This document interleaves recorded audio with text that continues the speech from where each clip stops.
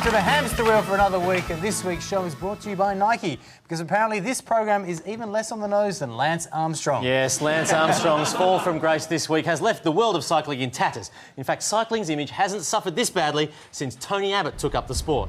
The doping problem in cycling, it's now so endemic that in addition to bike lanes, city councils have now also had to set up drug lanes right alongside them. Very busy, very busy. Now, as part of Armstrong's penalty, he's been given a life ban, stripped of all 7 of his Tour de France titles, and on top of that, he's been stripped of the medals he won as part of the Chinese women's swim team. And of course now, no one's sure who the 7 Tour de France titles should go to. I mean, pretty much every cyclist from that period is under a cloud. In fact, the only cyclist that we're pretty confident wasn't on drugs back then is this guy. The real question is, how did nobody spot this early? I mean, the signs were all there. Exactly. I mean, you look back at the footage of Armstrong in those later years, and tell me you can't see any strange physical side effects from all those hormone pills. Lance Armstrong is careful with the car, and he was too young, but he gets me up the line. See, politics now, and it was great to see the Pollies all get into the spirit of Pink Ribbon Day this week. Yes. Some seem to care about the issue more than most. Scott Morrison had this small pink ribbon. Wayne Swan had a big one. But Tony Abbott was keen to prove no one cares about women more than he does. He loves the women. And it's not just women as well. I mean, Abbott's got the magic touch with others. He won over the rural community this week. Nobody quite gets farmers like Tony Abbott. While I cannot say myself that I am a farmer, or a son of a farmer, or have lived in a regional area, I have seen plenty of farms over the years. I've holidayed on farms. Yeah, and I've read Animal Farm, and I've watched Farmer Wants a Wife, and I quite like that song by Alien, Ant Farm. That totally qualifies me to discuss rural policy. I love the idea that in Abbott's mind, simply having a holiday somewhere makes him an expert. I mean, that's how he chooses his holiday destinations now. He took his poor family to the Reserve Bank last summer to understand the economy. He formulated his foreign policy after a family holiday in Afghanistan. Now, also this week, Wayne Swan released the big one, the mid-year economic and fiscal outlook. Ooh. And I tell you what, oh yeah, that was a big moment. Oh, yeah. And you got to say, Swanee absolutely nailed it. Just like Gillard's anti-sexism speech, the MyEFO speech has gone absolutely viral on YouTube. Have a look at this. It is into double figures already. Wow. Hey, look at that. Determined to still deliver a surplus, Wayne Swan announced some big spending cuts, although not enough, according to the opposition. Abbott still sees a lot of government waste. Examples of waste, the most recent one being $30,000 for a portrait of Peter Slipper. And look, to be fair, every speaker does actually get one of those portraits, but in Slipper's case, I'm not entirely sure that his portrait is appropriate to be hung in the Parliament. I mean, look, it's a good likeness. It is a good likeness. Look, the most controversial of Labor's spending cuts was the reduction of the baby bonus from $5,000 for your first child to only $3,000 for any child after that. It's what's known in economics as the Kidman principle, where child number 1 is worth much, much more than the second. In his attempts to criticise the policy, Abbott was accused of making a subtle dig at Gillard's personal life. It did seem pretty subtle to me. Have a look. I think if the government was a bit more experienced in this area, they wouldn't come out with glib lines like that. Although Abbott did hold his ground on that quote, first by saying this. This was as innocent as a comment can be. And then, a bit later, releasing an official statement saying, when I realised she was offended, I almost died of shame. Oh, it was nice. Speaking of shame, broadcaster Alan Jones this week was ordered by the media regulator to go back to journalism school. Or in his case, go there for the first time. And as we're about to see, it's not the only time this year radio presenters in this country have been ordered to attend training. Southern Cross Oz Stereo. They're one of the most successful radio networks in the country. Home to Hamish and Andy. Only on Fridays. Carl and Jackie O. And the Bazza, Gazza, Dazza and Shazza Hot Breakfast. But when ACMA recently imposed conditions on Today FM's licence following a spate of on-air controversies, Oz Stereo agreed to provide compulsory decency training to all of its staff. Even the ones not called Kyle Sanderlands. 2 months on, the training sessions remain a work in progress. The poofter's upstairs, so we can't use the word poofter anymore.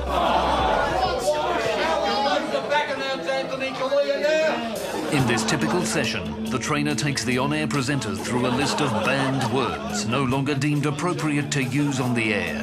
Then they said I can't use the words retard, spastic, mong, There goes half my show. Arsehole, shithead, cunt, cock. Kyle wants us all to stop using these words when we talk about him. The presenters must also adapt to new rules prohibiting any content that's racist. We need to cut down on all the Lebo bashing. Come on! People love my lazy Lebo character, mate. I won 3 Royal Awards for best ethnic stereotype. Yeah, they've even said we can't use the term Black Thunder. Apparently now it's got to be African-American thunder. But by far the biggest challenge they face is the ban on sexist attitudes. And I don't want to hear anyone putting down a woman ever again. Unless it's your co-host, obviously. That's part of the format. We're not just doing this as some kind of token measure in the hope that ACMA gets off our back. We're doing this... No, actually, that is pretty much the only reason we're doing it. The secret to making great radio all comes down to the 3 Ps. What are they? Be polite, be professional, and when in doubt, play more Nickelback. Yeah, give yourselves a clap, boys. Give yourselves a clap.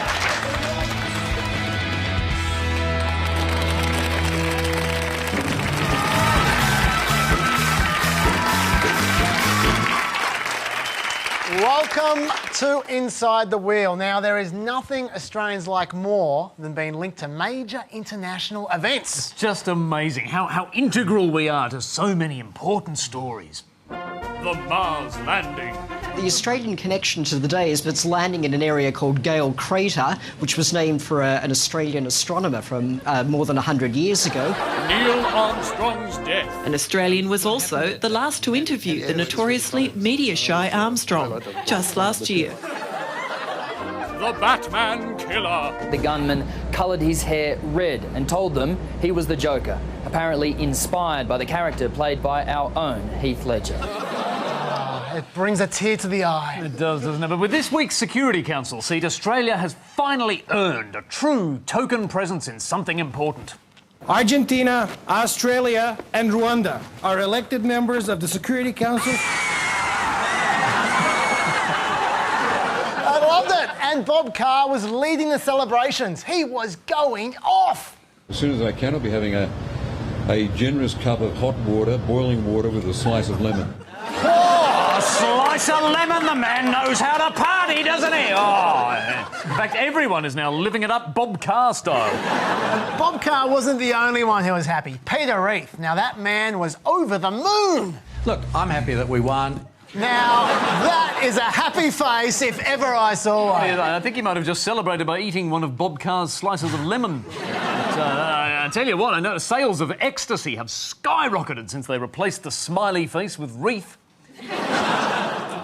But also delighted about the UN seat was Tony Abbott. Now, he loved it, but it didn't take too long before the glow wore off. Let's just put a stopwatch on his joy. Look, I welcome the win, Carl. It was an expensive win. 1.95 seconds! He's like this. Amazing. Just like that. Wow, the Usain Bolt of emotional conflict, that man. Yeah, I'm negative Tony's back. But at least for once, Tony wasn't talking about the boats. No, well, you wouldn't, would you? I mean, you wouldn't talk about the boats. You just look like a parochial idiot. I mean... I, like everyone else, welcome Australia getting a seat. Maybe now the United Nations will help us stop the boats. I'm sure that's the Security Council's top priority, Joe. Forget Syria. We must help Australia stop the boats in direct opposition to our own convention. If we achieve this, I will give you a slice of lemon. Now, hockey might have been a little negative there, but that ray of sunshine, Peter Reith, he was more than happy to credit the Prime Minister for a fantastic job. Yeah, just not the current Prime Minister. I think the John Howard legacy as an absolutely first-class operator on the international stage is probably one of the things that helped Australia's reputation for the vote. Forget stopping the boats. Our new priority is to give credit to an irrelevant ex-Prime Minister who completely disregarded us. All right, but getting beyond the credit, let's get into the details, because going into the bid, there was a lot of confusion about the complicated politics that it involved. Luckily, Graham Morris could set us straight. The Prime Minister has to hit 7 sixes, she's got to kick 15 goals, and she's got to score 14 tries, and we've got 2 minutes to go in the game. Graham seems to enjoy sporting analogies, so here's an AFL term for you, Graham. You're a behind. Now, another source of confusion about this UN seat is what benefits is it going to bring to Australia? Oh, the benefits are huge, Andrew. We will take an Australian voice, an Australian accent into the Security Council. Whoa, lucky Security Council. They've got an Australian accent to listen to. Iran must change its behaviour now. Those aren't the only enormous benefits that will flow from having our seat. We are seen and valued as a leader. We should reflect the regard in which we're held. Yes, we're now held in very high regard amongst our group of nations. What's that group called again? Is it the Australia group? Australia and Luxembourg were elected out of the group we were bundled in together. Western Europe and Others was the name of the group. Yes, Western Europe and Others. Thank you. We're the Friends in Fat Cat and Friends. Oh, hang on. There's more advantages than that, though. Just look at what being on the Security Council did for one of the countries we're replacing. That international powerhouse, Togo. Look at this. Very impressive list right there. Yeah, it did them good, didn't it? But the problem is these tremendous advantages just aren't relatable to everyday Aussies. The test is the pub test. What are people in the pub talking about? I don't think they'll be speaking about the UN Security Council. Now, obviously, that's just a figure of speech. You wouldn't really ask people in a pub about foreign policy, would you? Unless you're Mark Riley on Channel 7. Does it pass the pub test? I don't know much about it, actually. Don't pay much attention to that sort of stuff, I suppose. At least we've got more of a say in what's going on in the world. Give me the 27 million. Mark Riley, 7 News. Forget thanking John Howard. We must send $27 million to a drunk smartass. Well, that pub survey wasn't very fruitful, but I just think Mark Riley didn't ask the right drinkers. A significant achievement for a middle power seeking to increase its geopolitical influence. See? Quality analysis from the pub. But Mark Riley's $27 million expert, he was right about one thing. The cost of this bid was a big question. It cost us at least $24 million. A lot of Australians waking up this morning saying, why? Why? Why'd I have to drink so many hot waters to get a slice of lemon? But the media didn't stop at 24 million. According to the Daily Telegraph, when you throw in all the extra foreign aid to third world countries in Africa, the bid actually cost $2.9 billion. Yeah, that is a lot of lemon slices. And you will not believe what those African scumbags were wasting our money on. Just unbelievable. Australia is now funding services including food, shelter, health, education, safe water and sanitation. What? We're funding life's essentials. It makes you ashamed to be Australian. Oh. Hang on. Hey, leave the koala. Think about it now. I know no one cares about the UN seat, but at least while we're buying votes for it, we managed to save loads of African lives. Well, we did. So even if it was accidental, Australia did for once have an influence on the world. Yes, that makes us very happy. Cheers. Cheers. Dog around, baby. You know, I'm a cross between a pit bull and a Chinese dog.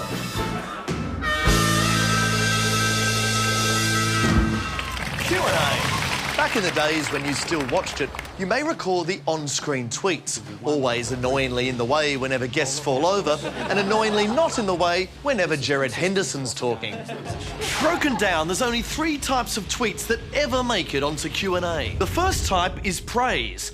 Praise about the panel lineup, praise about Tony's questions, praise from Tony about Tony's questions. Next up, puns.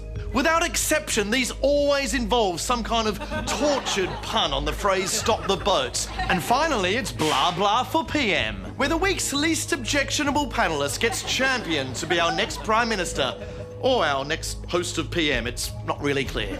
Oh, and there's a fourth type too. People watching Can of Worms who've just used the wrong hashtag.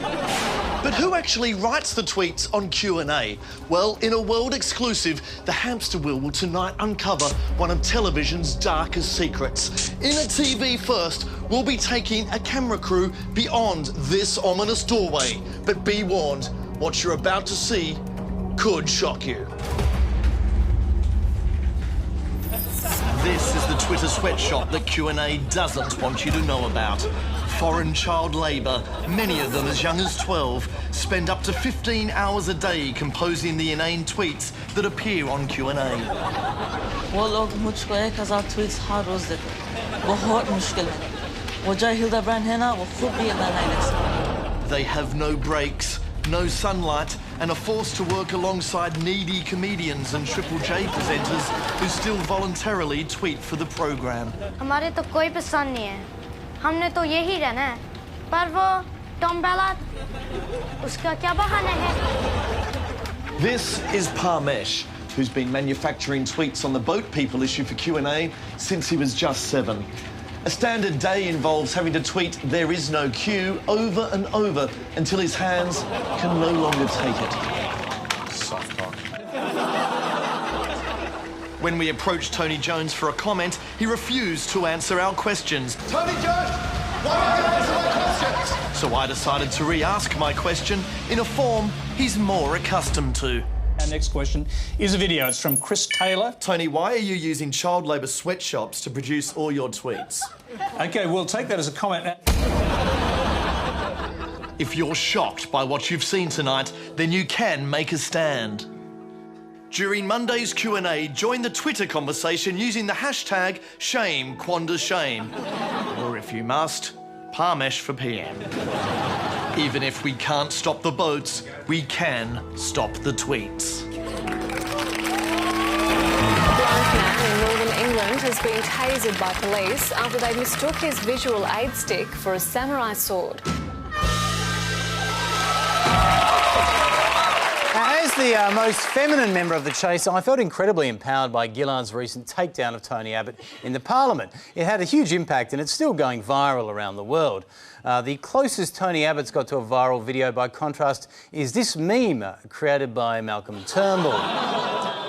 People have asked why we haven't analysed the Gillard speech or Abbott's on this show, and there's a very simple reason for that. Comedy shows like ours are prevented by law from using any parliamentary footage.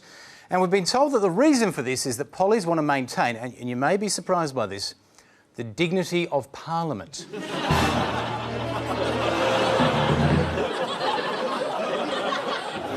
We're all shocked. So where does that leave comedy news programs like us and the Bolt Report? You know, we have to look at new ways to try and get around this law. Like when we covered the gay marriage debate, we were keen to take the piss out of the speech by Senator Ron Boswell. But because we couldn't show it, we tried to get a lookalike to perform the speech.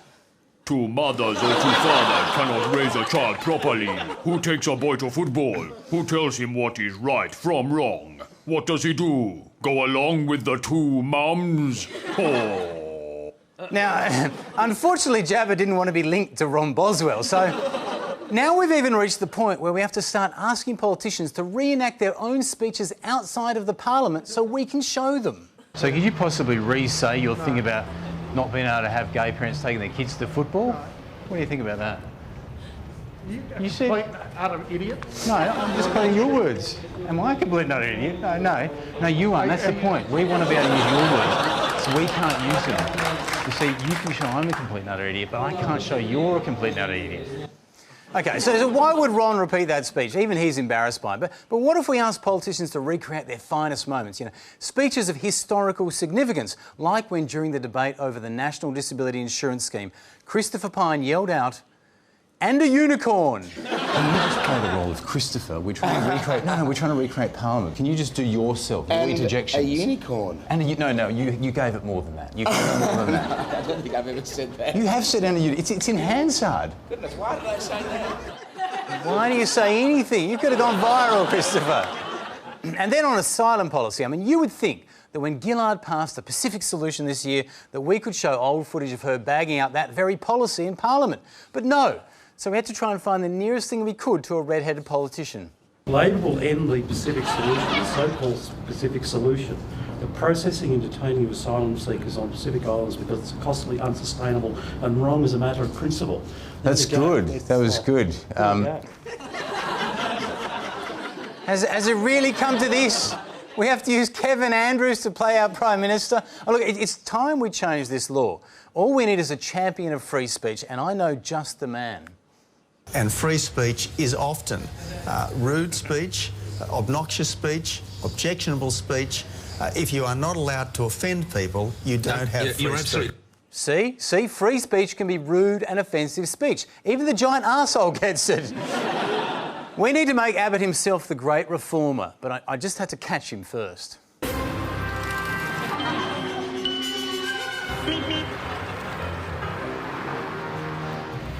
Tony, can you slow down? Slow down, Tony. I want you to champion free speech. I'm winning. Oh, come back, Tony.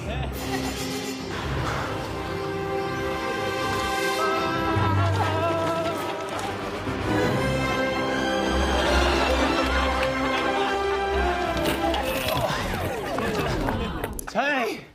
Finally. Can we use footage of you from Parliament for satire and ridiculing? You use the footage that you get to do what you think's important. From Parliament? Wherever you've got it, you're welcome to use it. We can ridicule Tony Abbott in Parliament, yes! No. Sorry. What Tony Abbott says during an intimate lycra-clad moment with Craig should not be taken as law. You are still not allowed to satirise parliamentary footage. No, we still can't do it. So from now on, if we want to show you landmark speeches that happen in Parliament, we'll just have to rely on impersonators to ensure that we protect the dignity of Parliament. I will not be lectured about sexism and misogyny by this man. And the unicorn, and the unicorn. Blind man in Northern England. We're alarmed! We're very, very alarmed! What are we alarmed about? Trends! Alarming new trends! In a disturbing trend, an increasing number of American students are taking prescription medication to help them achieve better grades. These trends are everywhere. And when I say everywhere, I mean in America. In America.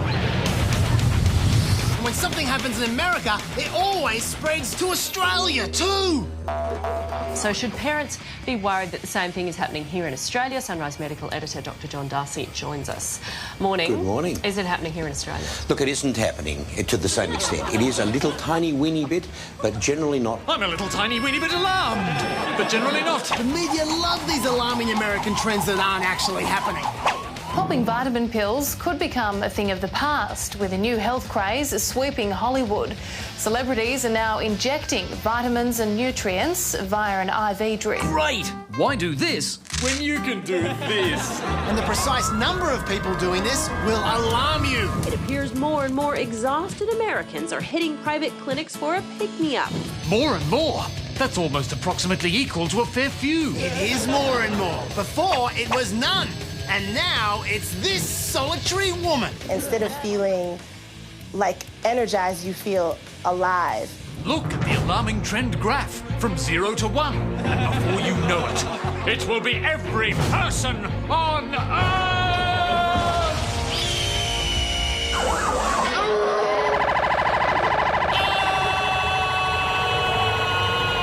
And more people are saying more and more. More and more young women are getting out of control. More and more people are spending thousands to have their toes reshaped. Legal cosmetic procedures are claiming more and more lives.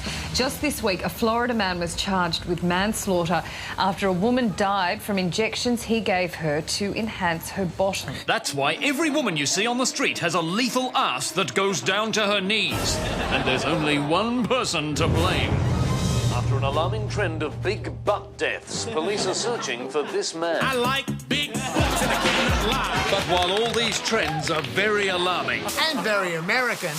The most alarming new trends always involve teenagers getting drunk. In the days before alarming trends, teens drank alcohol. But now there's a troubling trend in teens drinking hand sanitizer. The problem worsened since they started selling Dettol in goon bags. Even teens who do drink alcohol only do it the trendy way. Through their eyeball.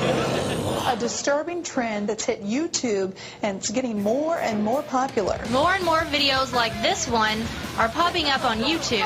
I asked local college students if they've heard of the trend called vodka eyeballing. Well, since more and more people are vodka eyeballing, these kids are sure to have some truly alarming stories. So when I talk to my friends, nobody's ever heard of it. Like, they're just like, how do you even do that? Like, with your, like, put vodka in your eye? I've never even heard of it. Well, if teenagers didn't know about it before, they sure know about it now. Cheers, news. Dr. Greg Leet of Leet Eye Care says, although he hasn't seen any cases, he's hearing more and more about it. You know who he's heard more and more about it from? These guys. They can't shut up about it. You know who else is spreading the word even further? These idiots. Don't they realise the irony? God, I'm hungover. I need a coffee. And when buffoons like that aren't teaching the world about vodka eyeballing, they're teaching them about this. The new methods teenagers are turning to get that quick buzz is pretty scary. You heard right.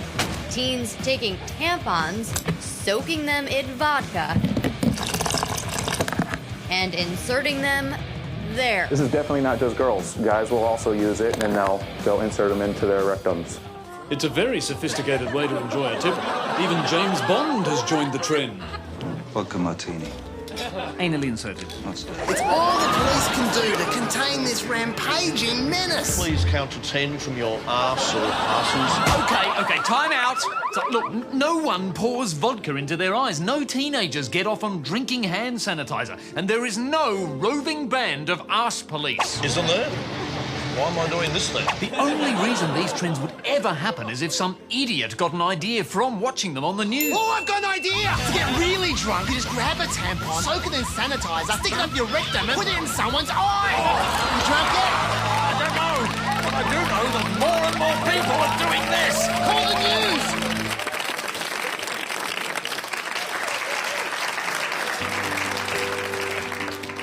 I've never cared about looks. It's not like me to be vain.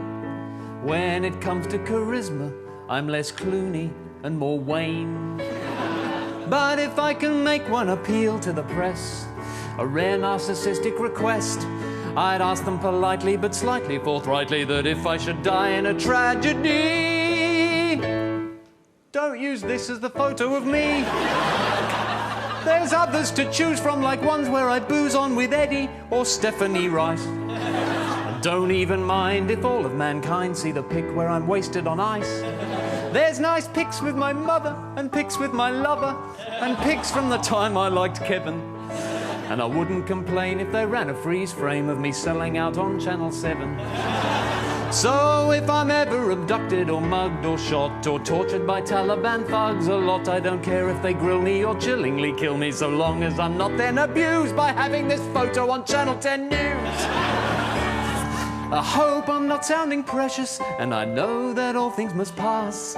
I'd just rather not be remembered with my face under that hairy ass. Please use a pic that's less arsey, like me and Nick Darcy, or me with that Al-Qaeda dude. Or the shots where I dress in my finest SS, or when Harry and I were both nude. By now you should know what I like, and you know the one photo to spike.